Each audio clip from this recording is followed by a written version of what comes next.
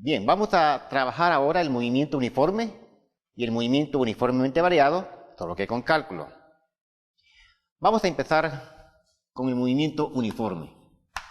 Fíjense bien, primero tenemos obviamente al observador. Este observador dice que este móvil se está moviendo con una rapidez constante y él quiere predecir su posición. Entonces él sabe que esa rapidez constante básicamente es una rapidez instantánea, o sea que es la razón de cambio de la posición en el tiempo. Esto que está acá es una constante. Por lo tanto, viene el investigador y simplemente resuelve una ecuación diferencial de primer orden de manera separable, pasa de un lado para otro, pasa de este para acá, y entonces procedemos a sumar, que se le llama también a integrar, y ponemos las condiciones iniciales. En el tiempo t igual a 0 lleva una posición inicial, y en el tiempo t pues llevará una cierta posición. Por lo tanto, acá tenemos que x menos x sub 0 es igual.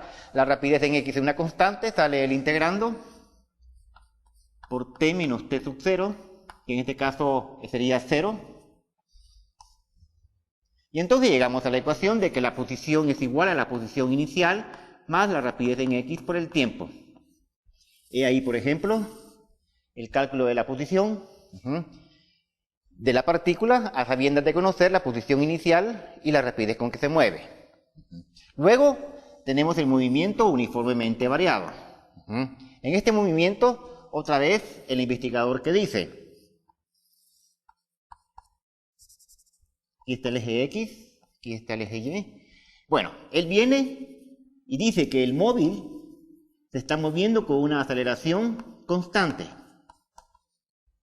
Ahora, él lo que quiere saber es cómo predecir la rapidez en un tiempo t cualesquiera y predecir la posición en un tiempo t cualesquiera. Entonces él comienza razonando de esta manera. Como esta aceleración es constante, obviamente es igual a una aceleración instantánea. Entonces, la razón de cambio de la rapidez en x en el tiempo no es más que esa aceleración instantánea, la cual es una constante. Por lo tanto, él viene y despeja de acá, aceleración en x de t, procede a sumar, en otras palabras, en el lenguaje matemático, procede a integrar, y entonces él dice, para un tiempo t sub 0, la rapidez de la partícula es una rapidez inicial, y para un tiempo t cualesquiera, la rapidez de la partícula es v sub x. Al resolver acá tenemos que la rapidez en x menos la rapidez inicial en x tiene que ser igual. Como esta aceleración es una constante, sale del integrando y solo me queda t menos 0.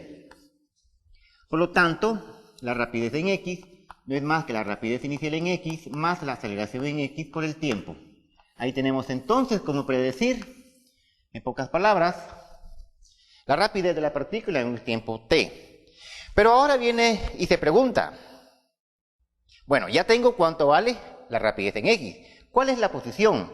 Y entonces él dice, básicamente, la razón de cambio de la posición en el tiempo no es más que la rapidez en x. Por lo tanto, d en x es igual a la rapidez en x por dt. Por lo tanto, un diferencial de en x sería b en x, que sería la rapidez inicial en x, más la aceleración en x por el tiempo, todo esto por dt. Procedemos a sumar. d en x es igual a la rapidez en x acá, más a la aceleración en x por el tiempo, dt. Y ahora con las condiciones iniciales. Para un tiempo t igual a 0, tendrá una posición inicial, y para un tiempo t cualesquiera, tendrá una posición x. Y acá tenemos que x menos x sub 0 es igual a la rapidez inicial en x por el tiempo, más aquí tenemos un medio de la aceleración por el tiempo al cuadrado. Valuado desde que vale 0 hasta que vale t. Cuando vale t, pues este valor, y cuando vale 0, 0 acá y 0 acá, nos queda la misma expresión. Por lo tanto, la posición sería la posición inicial más la rapidez en x inicial por el tiempo, más un medio de la aceleración en x por el tiempo al cuadrado.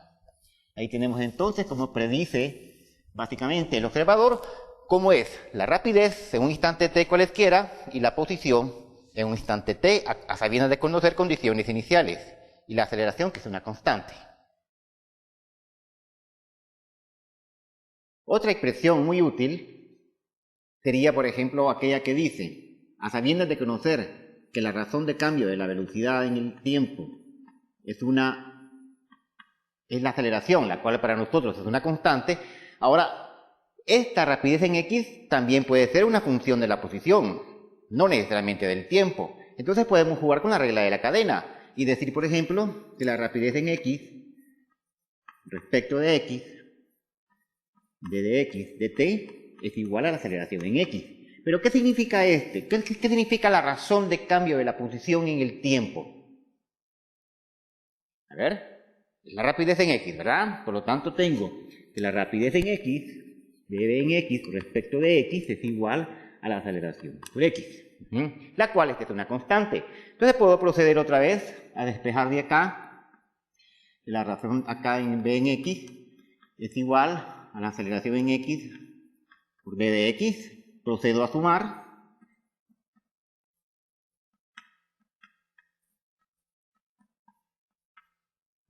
Y ahora digo, en un tiempo t sub 0, igual a 0, la posición acá va a ser una posición inicial y la rapidez va a ser una rapidez inicial en x. Después acá, para un tiempo t cualesquiera, va a tener una cierta posición y acá va a tener una cierta rapidez. Por lo tanto, aquí tengo que un medio de la rapidez en x al cuadrado, evaluado desde v en x acá hasta v en x, es igual. Básicamente aquí sería de poner la aceleración en x, la puedo sacar del integrando porque es constante. Me quedaría x, evaluado desde x sub 0 hasta x. O sea, en la primera parte acá me quedaría un medio de la rapidez en x al cuadrado menos un medio de la rapidez inicial en x al cuadrado es igual a la aceleración en x multiplicado por x menos x sub 0. Esto que está acá por definición es el desplazamiento. El 2 es un factor común, lo voy a pasar para allá. Por lo tanto tendría que la rapidez en x al cuadrado menos la rapidez inicial en x al cuadrado es 2 veces la aceleración en x por el desplazamiento en x. En conclusión, podemos llegar a la relación que dice que la rapidez en x al cuadrado es igual a la rapidez inicial en x al cuadrado más 2 veces la aceleración en x por el desplazamiento. Ya tenemos entonces otra expresión deducida de esta manera. Faltaría una ecuación. Ahora, esta ecuación básicamente no necesariamente tiene que ser por cálculo. Por ejemplo, observen ustedes, aquí tengo la aceleración por el tiempo. Bien podría escribir, por ejemplo, que la posición es igual a la posición inicial más la rapidez en x por el tiempo más un medio, y ahora observen esto, voy a ponerlo así, la aceleración en x por el tiempo, Si agarro esta aceleración en x por el tiempo, acá es esto que está aquí. Por lo tanto, habría que poner que la posición menos la posición inicial, voy a pasar la x sub 0 para acá, es igual a la rapidez inicial en x por el tiempo, más un medio de ¿quién? De la aceleración en x por el tiempo. Pero la aceleración en x por el tiempo es la rapidez en x menos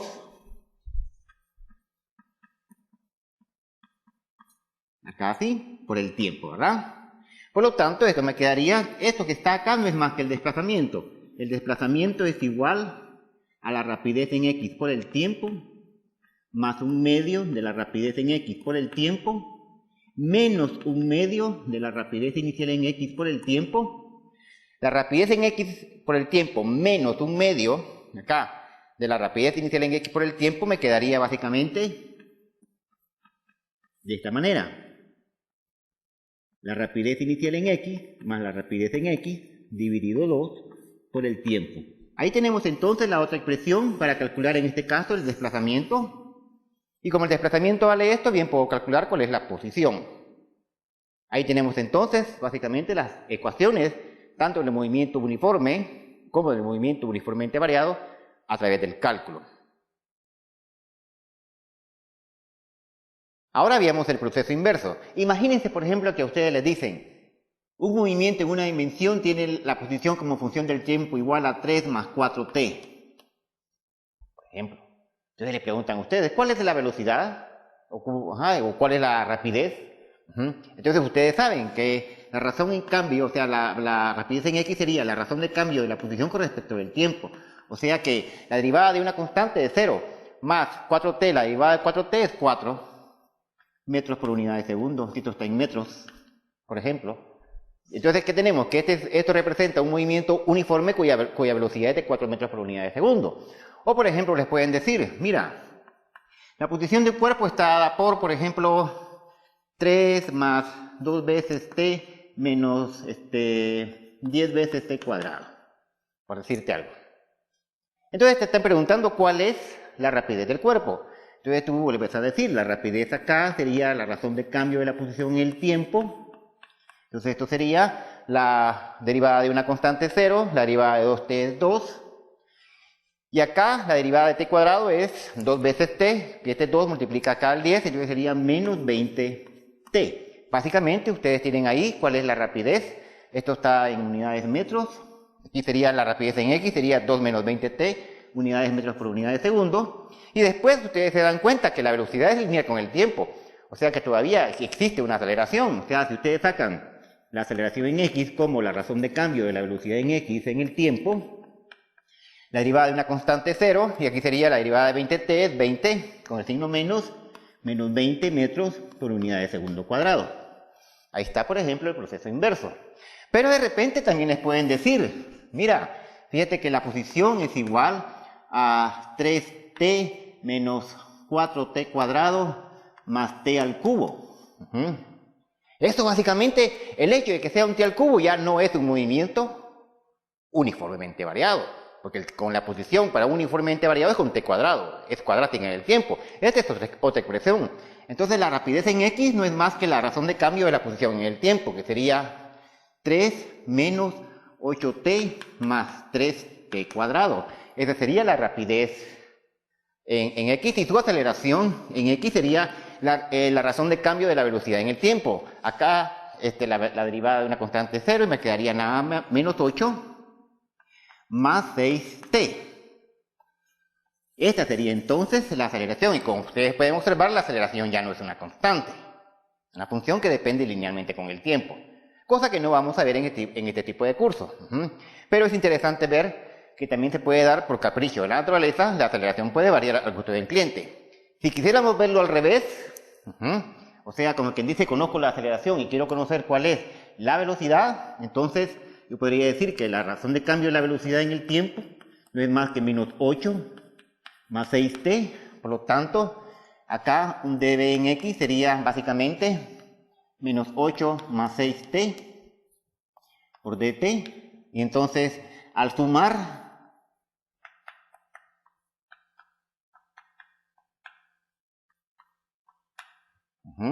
y aquí el único problema que no tenemos acá son las condiciones iniciales. Por eso que son importantes las condiciones iniciales. Que aquí pongo 0, y aquí pongo un t, por ejemplo, y aquí pongo una velocidad inicial en x, y aquí pongo una b. Entonces, yo necesito, cuando hago el proceso a lo contrario, necesito saber cuáles son las condiciones iniciales. Cosa que veremos en otros problemas.